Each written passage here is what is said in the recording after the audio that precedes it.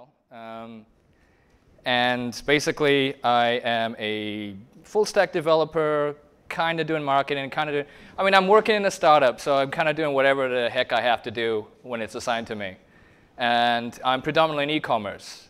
And I'm trying very hard to make a career out of not being a programmer anymore. I don't know how many people here have tried that or successfully made that transition and find it super difficult. So one of the things that I do, and I think Haiti sort of mentioned, was I run a meetup called Mental Health in Tech with my friend Helen. And I don't know if you can figure out what it's about. I mean, it's kind of obvious. Mental health in tech. We're just focused around topics like depression, anxiety, imposter syndrome. In fact, it actually came out of imposter syndrome, because apparently everyone suffers from imposter syndrome to the point where it almost doesn't feel special anymore. It's actually just the norm. And we do a lot of talks around those topics. And when Haiti kind of mentioned, hey, we're doing something around mental health, I kind of thought of it as, oh, good, then I don't have to do anything. I can just piggyback on this meetup. So that's why I'm here, to talk a little bit about sort of my own personal experiences. I'm not a leader of a large team or anything like that. So I can't speak to that effect, although what I can speak to is basically my own experiences dealing with anxiety, dealing with imposter syndrome, dealing with depression, and quite frankly, a fast-moving industry where what was once cool is no longer cool, and I have to figure out what the next cool thing is. So that's, oh, it takes a little bit of a delay, sorry. Basically, I was looking for a slide that sort of sums up how I usually feel in most days when I'm trying to get into work. I don't have a red couch, so this is purely just from hyperbole and a half. Is there a way for me to like full screen this? Oh, oops.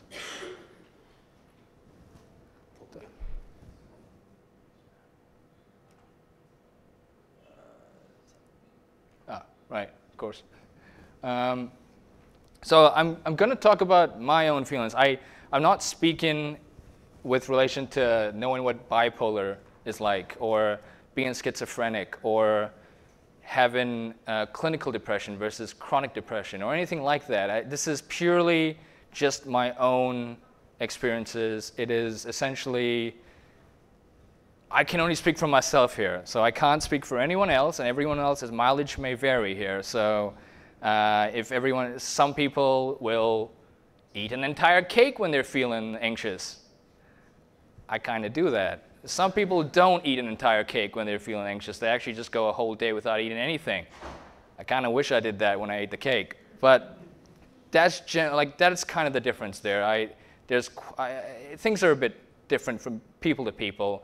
And so I can only speak to myself here. So I think I got diagnosed with chronic depression. I don't know what that is. I've read some articles. It says it's this. The doctors say it was that. I can't really tell what it was exactly. Basically, what I felt was a lot of difficulty getting up in the morning when I didn't really enjoy my work. And I think most people experience that, but it seemed tenfold.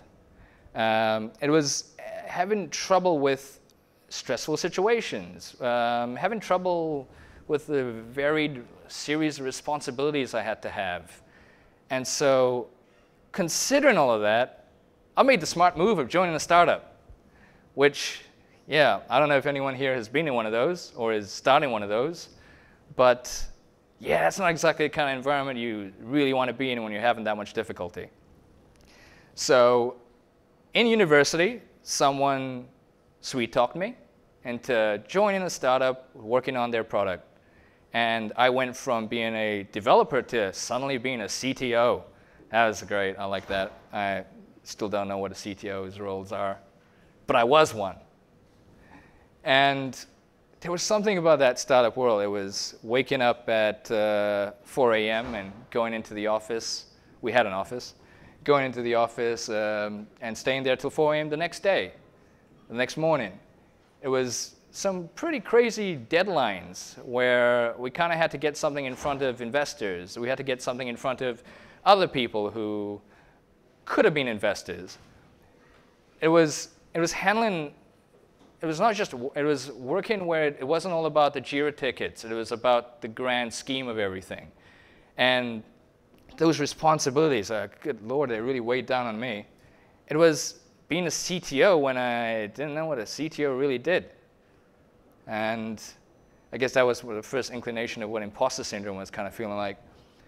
Multiple jobs, I suddenly had to do design work, I had to do development work, I had to do marketing work, I had to do CTO work. And through all of that, it seemed like tech kept on moving. And kept on moving, and you had to keep on top of it. So there was that fear of missing out. And that was kind of one of the most difficult times that I sort of faced when I was in IT. And then fast forward, I thought, oh, hey, I'm not going to be here anymore. So after a little bit of a personal tragedy, I decided I'll get a job where I just have to look at Jira tickets. And I just have to look at this column and then do the task and move them into that column. And boy, was that really fun for a while. I mean, it was consistent. I wasn't a CTO, I wasn't anything like that. I was a senior dev. I just did PHP and did JavaScript. Enjoyed the PHP more than the JavaScript, you know. Yeah. I had responsibilities to my team, but it wasn't the same as before. I had a smaller team of developers, and they were easier. It was just easier to work with them. I didn't have to straggle the line between trying to understand what design is or marketing is and try to be in all these different places. I just had a smaller team, and it was a bit more structured. And it wasn't perfect. It wasn't perfect. I don't think any workplace really is perfect. The environment that I was in eventually became a little bit venomous. Now, when you're the sole senior dev, that's when things get a bit tricky. So the other one left. That was not fun. And then things started to escalate, and I had more responsibilities, and I had to work with management that weren't really technical. And that's fair. They don't have to be technical, but they were very, very oblivious to anything technical. They'd probably have way more trouble trying to hook up Google Hangouts here than we just did. And they didn't communicate. It became an environment where they told us what to do, and we simply had to do it with no backtalk. So I left, and I thought, well, the project managers seem to have a really easy time in that job. Maybe I'll be a project manager. And somehow I actually landed a role as a project manager. And I thought I was going to be on easy street, but good Lord, that was not the case. This time I ended up in an environment that was easier. There weren't as many responsibilities. Things seemed a bit more structured, and I had more say-so. But the environment was very, very, I'm trying to find a word for it. It was just very, very difficult. Let's just say, I don't know how many of you have ever entered a workplace where in the first couple of weeks, only 2 of the 20 staff have actually said a word to you that wasn't hi.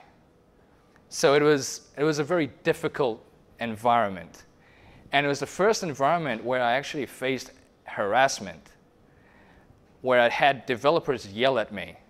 And when I was a developer, I kind of thought about yelling at project managers. I won't lie, I thought about it. I never did it, but apparently they didn't think about it, they just did it. So I faced a lot of that. I faced a lot of people saying, well, basically not saying it, yelling at me, saying, I don't know what I'm doing, and I should go away. All in front of my employers who, frankly, didn't know how to deal with it, so they just shut up. And there was this constant micromanagement and billable hours that I had to meet every single. My billable hours were recorded down to 5-minute increments.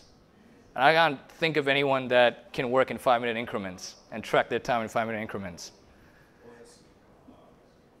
I stand corrected, lawyers, and Tim, I guess. So all in all, that was a really difficult place to be. So I left, and hey, I left thinking freelancing would provide me a little bit of freedom, and it did. It really did. It got me the chance to work with people I could choose to work with. I could go in a co-working space. I could do whatever I wanted there. I had good lunches with Tim here. You know, we had a very fun experience and got to learn about lots of different JavaScript things. And it was overall it was pretty good, but there were some moments where you're just working from home and you get caught in the trap of working from home. And when you're caught in the trap of working from home, it's like Pooh Bear when he puts his hands digging for honey. You just get trapped in there. And that trap can really lead to a lot of loneliness. It's not the best role for certain people. And some open office spaces, some co-working spaces are, well, let's just say they're way too noisy. So it didn't quite work out in freelancing. And now I'm kind of happy to have a role where I've got consistency. I've got Jira tickets, and I've got proper swim lanes set up, and I've got people that I actually don't mind going to work with, and a gigantic dog that just farts in the corner. And to be honest, it's quite endearing, really. Now, through all of that, I learned a few things as I went through each different job. Things that seem so obvious, and it's been repeated ad nauseum on Medium articles or your top trending Hacker News articles that say sleep is the greatest thing in the world, until the next article comes out saying Jack Dorsey, he doesn't sleep for 48 hours. That's how he built Twitter and Square. But I definitely learned a lot about the need for sleep. In a startup, and in most businesses, I guess with this sort of gigantic thrust for success and fear of missing out, we kind of neglect that part. And in every role I've had previously, I really neglected that. And all I can suggest there is that I really wish I had just put more effort into actually going to bed on time and waking up on time and having my weekends for me. I learned sort of the real benefit of routines. That especially came to light when I was freelancing, and my routines became, well, every weekend is really a weekday that you're just not charging for.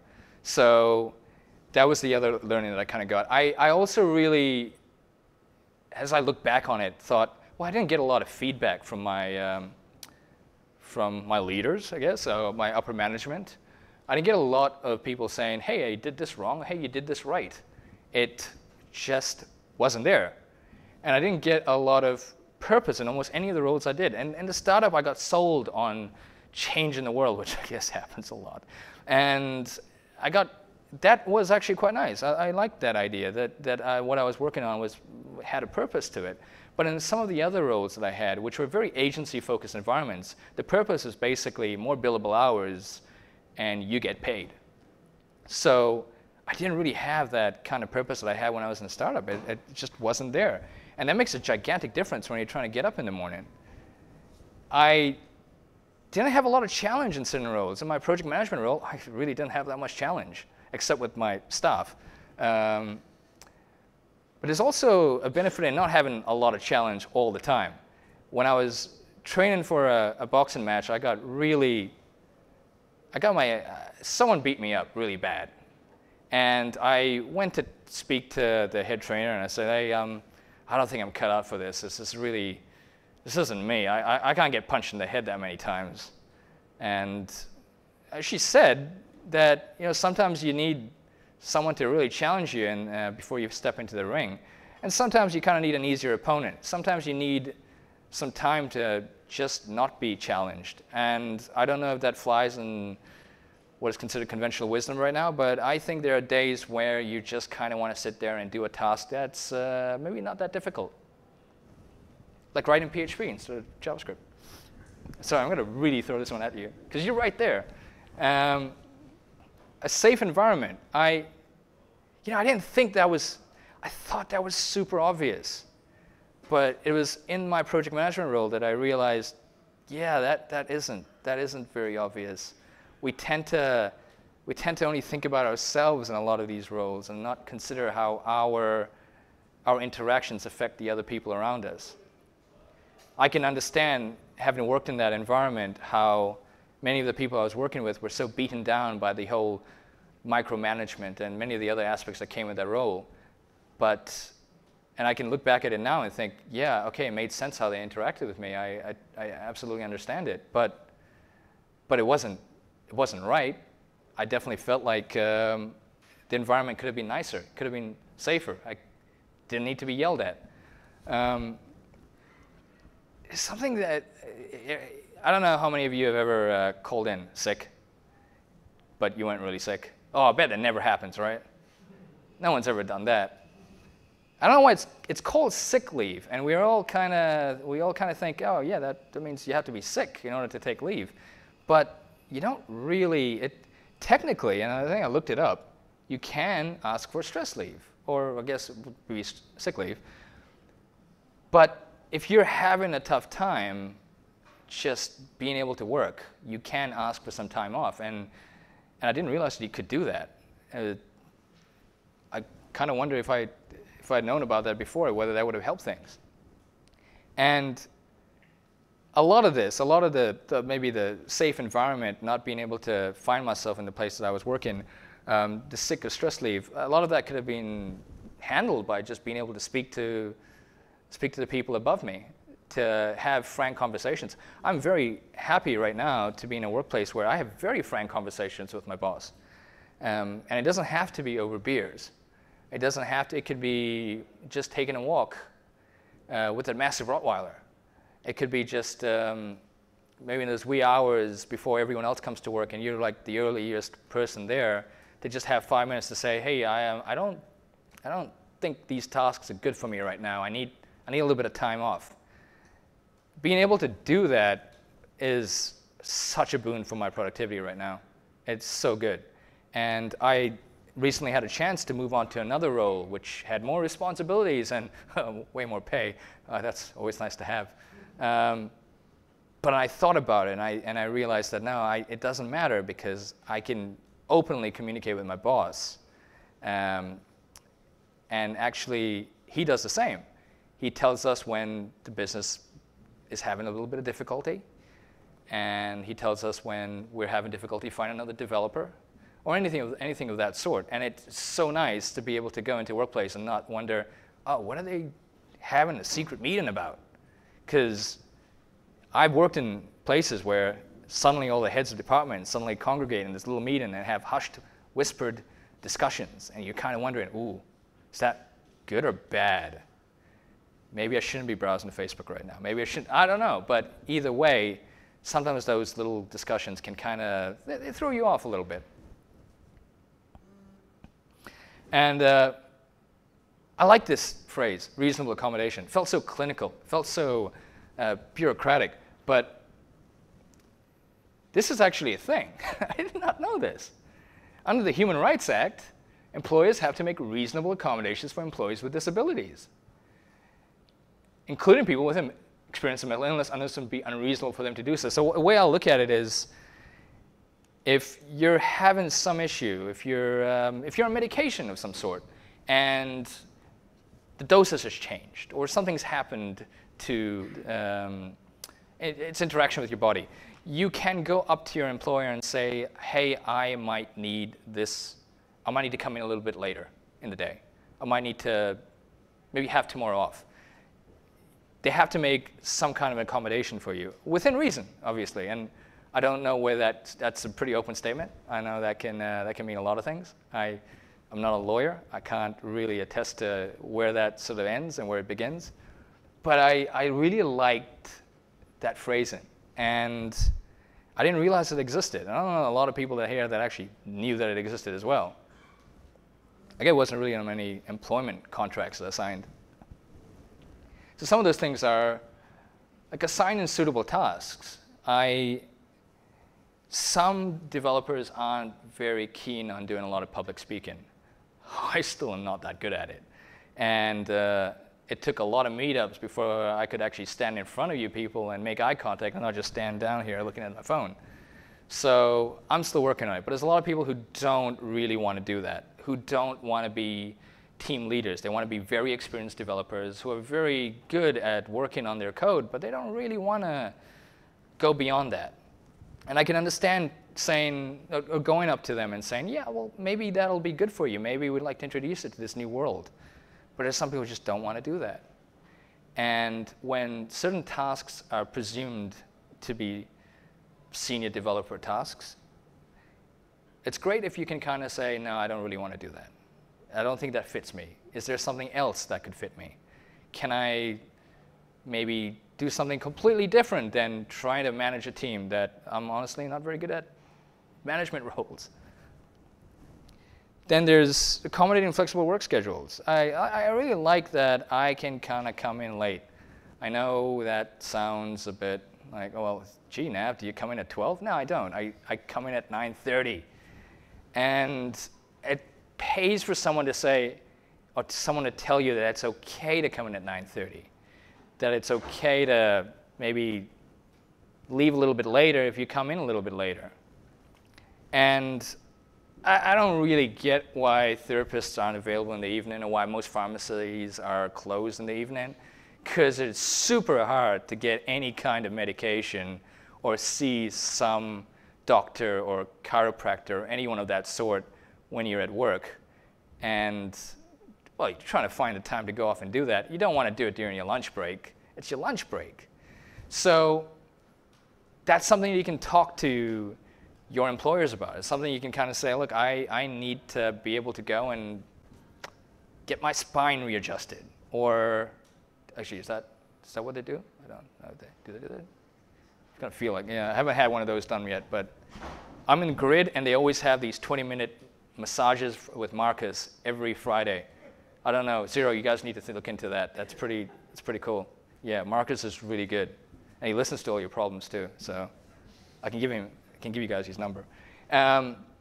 It's just so nice to be able to actually take a little bit of time and go and do something. Maybe have a little bit of a longer lunch with a friend nearby, and just know that you can do that. You don't necessarily have to do that. You don't have to.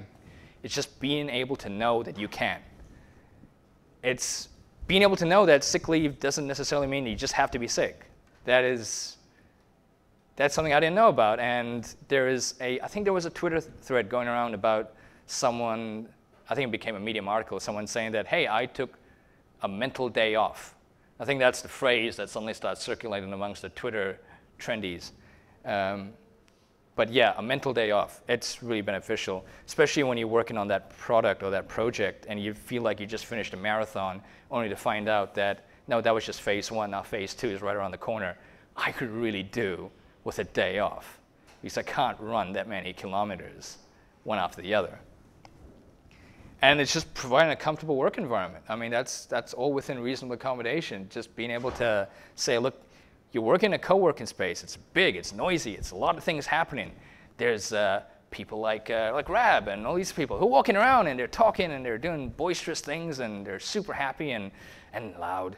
And being able to say that there's a little room in the corner, a little nook, a little place where you can kind of sit there and you can have a few minutes to yourself, where you can sit and code or sit and read or whatever. Being able to actually give that, and I can see a lot of little nooks and crannies around Zero. I'm not sure where people hide in here, but it's really beneficial to be able to have one of those spots. Now, something that did happen to me when I was working one of my jobs is one of the people that I sort of reported to, she really took it upon herself to help me a bit too much. She called me when I took a sick day off and asking, well, is it really a sick day? How are you feeling? Well, I mean, she was getting pushy, but she was a friend, but it still got a bit too far. And she tried to be a part of my issues. She wanted to be actively involved in it. And I can understand when you see someone feeling down or you see someone having a bit of trouble at work, that you want to really find out what's going on because you kind of want to fix the problem. I mean, they're your friends, they're your colleagues, but you really have to keep your distance there. And you don't want to get too involved, because what it does is it affects your own mental health. And it really makes it difficult for you to be able to work with that person sometimes and further down the line. So don't be the therapist. That's absolutely, I can't stress that any further. I should have written that in bold. The other thing is, because you tell your employees or the people that you manage, that they should really get some sleep. They should really go home at 6 o'clock or 5 o'clock or whatever. Doesn't mean that you don't do that, because we're all looking at you. We're all seeing that, oh, wait, we were supposed to go home at 6 o'clock, but you're fine to stay here till 2 a.m. I mean, that you really want to actually, what is that saying? I mean, do not as I say, but as I do, I think. Did I butcher that? I feel like I did, right? No. There's something about, you want to work in a space where you feel like you're doing the same as everyone else, and you don't want to feel like, well, look, my manager stays here till 3 a.m. I feel like I can't let this person do it alone. I got to be here doing the same thing.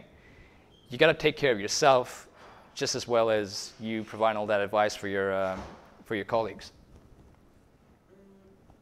And I have a little section called rants, because I love to rant. I love to go on tangents, but I won't go too far. Deep work and Slack are mutually exclusive. I have to rant about this because I really, really hate Slack. I'm sorry, folks. I really, really hate Slack. It's asynchronous, synchronous communication. I don't care what it is. But constant communication as you're trying to do work, as you're focusing down on one particular Jira ticket and reading through logs where you've got two vertically aligned screens so that you can tail those logs and find your error, and then suddenly out of nowhere there's a Slack message coming and you have to pay attention to it, and there's another Slack message and it's a goofy link to some XKCD piece that just recently came out. Good Lord, it's just Slack's so pervasive. It's just everywhere, and yeah, it's a bit of a rant. I'm sorry. I really do feel, and I think it was Buffer, and it's kind of the irony of it that Buffer did this, where they had a Slack day off. I guess you could call it a Slack day. But they had a day off Slack, and I don't know if they actually gained anything out of it. I mean, it's Buffer, and their whole thing is about creating a social platform, so I kind of feel like they need something like that. But I wonder what it'd be like. Would everything come to a standstill when you didn't have Slack for a day, or even like 12 hours, or I mean, half a day?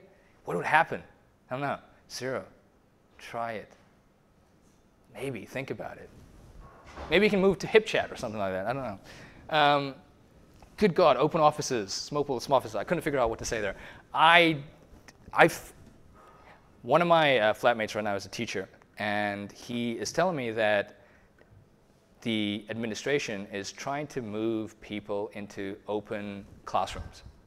So they're trying to make it so that folks are teaching the class here and folks are teaching the class here, and it's all open so everyone can sort of talk to each other and innovate and be creative together. How that really works some of the time. And, well, we had a nice rant about it in a flat, and I don't know if it's necessarily conducive to a really good mental space. I think it's nice to be and especially if you're a freelancer, to be in a space where you're not the only person in an office. It's nice to be able to talk to other people around you, but it's definitely not always conducive to good mental well-being. It's very difficult to focus for some people. I'm not saying everyone, but for some people. I mean, the whole idea of introvert and extrovert isn't a binary thing. It's on a spectrum. And some people are naturally inclined to be able to talk amongst a bunch of people and socialize and still get their work done and not really feel like they've just drained half their energy. And then there's a bunch of people to whom it's completely opposite. They really need to sit in a room and focus on the thing they're doing and be able to just get that done. And maybe they have their little social thing during lunch. I really think that a lot of open offices, if you're going to have an open office, at least have places that are closed off, little nooks where people can sit and do work amongst, just by themselves, and have, I don't know, just not be surrounded by a bunch of people talking about the next idea. that was a link to that little tweet that I sort of, well, it was not a link, but I think it actually is a link if you click on it. So that's something that kind of made the rounds on Medium, where someone said that I wanted to take a mental day off, and it blew up. I can't believe that it blew up. I just cannot believe that someone tweeted this and it became a trending thing for a while. I mean, the whole idea that you just need a day off apparently is so awesome that that Twitter thread just got so much love. It really shouldn't be the case. It should be so damn obvious, but hey, I guess you could tweet that. Anyway, that is, if I'm going to conclude this, I guess I'm going to just say, this is some of the stuff that I kind of learned as I was dealing with my own issues, some of the things that may apply to you or may not apply to you. I'm not an expert in any way. But I would definitely change things now. I guess regret's one thing, but the next place I work, or the place I'm currently working, I'm happy that I have learned enough to be able to make these little changes for my own self. And I guess if I ever do end up leading a team, I'm going to try to help them the way that I wish I had gotten that help myself. So that's the end of my ramble. Thank you. I don't know if questions are a thing. So, what does it have to be? You? Jeez. I think you were talking about our EDA and Spiral experience at tail end there around co-working spaces. Actually, it wasn't that. It was Biz Dojo for a while. So, having been in the, in terms of employee, and not being in environments where leadership had the skills or desire, willingness to really recognise or did recognise there was issues, but not having the capability to figure out how to handle it. And not everyone's got the culture and money and HR of say zero. What would you say would be a couple of key things that anyone who's been put into a management role should be aware of? Well, it was just that one thing that I noticed, and I can only say this because of the new workplace that I'm in versus the old workplaces that I was in. It was just that my employer were kind of was just open to chat about anything. And when someone's open to chat with you about something that isn't always work-related, you kind of feel like you can divulge that, hey, I'm having a bit of a tough time. Versus all the other places I'd been in, it was communication is very, very official. It felt very official. It's a feeling. I don't know if there's a metric around it. I can measure friendship meter or something like that amongst management. I don't know if there's such a thing. I'm sure it'll be a thing soon. But it was definitely just being able to openly communicate with the folks that are managing you. So you would say to somebody who was your manager, if not getting training around how to engage with their team and some skills there, just go and talk to the person. I mean, do you remember at EDA there was this thing called engineering empathy? There was that thing that they were running downstairs. So EDA is EDA Dev Academy, right? That was the thing. That was the offshoot of EDA. But Dev Academy had this thing where when they were teaching their students how to program in this boot camp, they had this little thing that would run every Wednesday called Engineering Empathy, where, frankly, that's actually a pretty cool name too. It's well done, well thought out. But it was just about, I think they were doing yoga and they were just having they were talking about how the effects of meditation and things like this. So I guess they were talking about how to not just strictly get too involved in the work they were doing, right? I just wonder about whether something like that could be beneficial. Not necessarily that particular thing about meditation and all of that, but about being able to come up to, because I had no idea how to speak to people. I still don't know how to speak to people. And I think some of that actually requires training. Being able to talk to folks and actually listen to people and not just talk over them or talk at them, that takes a while. And that should probably be a whole course in itself. And yeah, I think, I don't know, do you know about one that does that? I should have done the meetups in the opposite order. I think if you'd done this last time, then Phil's talk, this time around having the hard talk, perfect sequence. I wasn't there. But yeah, you know, I mean, yeah, it's definitely something that I hear a lot of people talking at someone and not actually listen to what they're going to say. And then there's empathy, I guess. And I don't know how you can train empathy, except through personal experience, maybe. I'm not really sure, you know. That's a difficult one. Thanks, Tim, for giving me a difficult question again. Probably have time for one more question. Oh, yeah. Since you've been doing mental health and tech and doing talks like this and spending your time thinking about mental health,